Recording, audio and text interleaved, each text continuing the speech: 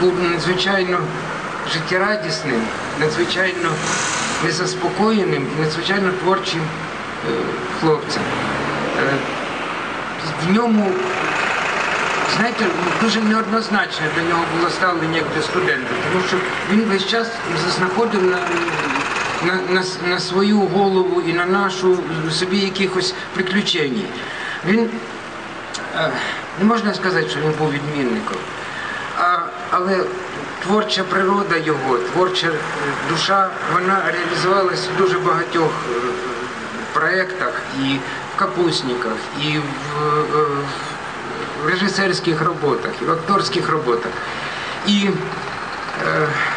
коли ми переглянули відеозапис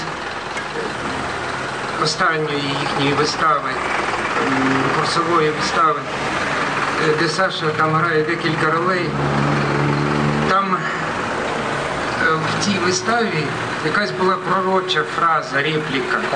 Ти цілуєш мене, країну, твої губи в моїй крові. Це було, ніхто не думав ні про Майдан, ні про що. Ніхто не міг навіть передбачити цю ситуацію. З його